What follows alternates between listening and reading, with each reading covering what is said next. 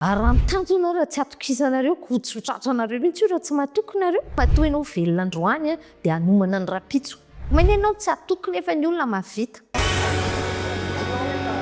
Hitako hoe manao namorona boky be lehibe Hanta. Atantareo anay kely inona tsara izy. Na tonga io boky io dia nampianatra ako commercial tamina orinasa iray izay hoe tsy nanana fatokisa-tena mihitsy ny zareo hoe ho tratra ny tanjona. Dosa hoe ozy olona raha mitanjo anao raha tsy atokisanareo koditsotratra anareo mihitsy io raha tsy mahatoky nareo.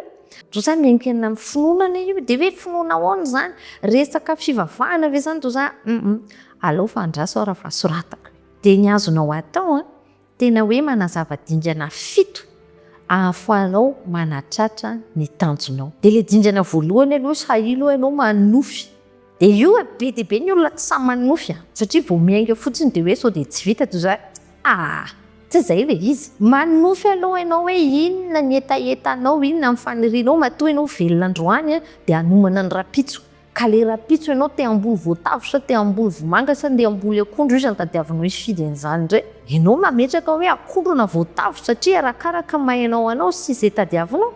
Dia faharoa iny viny iny mila mivadika tanjona.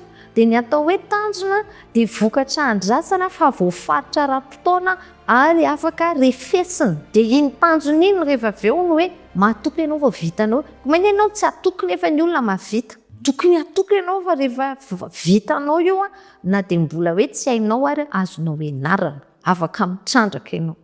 Dia ny manaraka tsy manao ary zato am-pindrina ianao akorany hoe mikasa fa iny fikasanao iny mivadika asa ianao. Dia manao dingana ianao. Fa rehefa manao dingana ianao manao dingana mifanitsy amin'ilay tanjona. Manarak'izay mila maharitra ianao fa tsy hoe indray mandeha ianao mantavary dia mandeha fitsotro be. Misy ve ilay hoe tonga dia manan-kirena. Ho anahy ny lalana ampitomboana harena dia lalana fampitomboana fahalalana sy fahafantarana olona aloha voalohany indrindra dia iny mamokatra vola rehefa avy eo. Ilaina ny vola. Tena ilaina. Fa tsy vola ihany no harena ho anahy misy harena be dia be hafa voalohany aloha dia ilay tombonandro azonao dia efa io ny harena voalohany raha tsisy an'io dia tsy afaka manao n'iny. Dia alohan'ny volana ianao fifandraisana.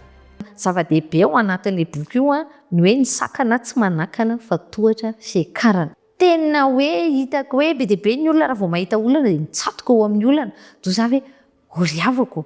Amin'ny teny malagasy ny olana sy vahaolana ka mitovy amin'ny foto-teny. Manina ianao raha mifantoka amin'ny vahany toy izay mifantaka amin'ilay olana.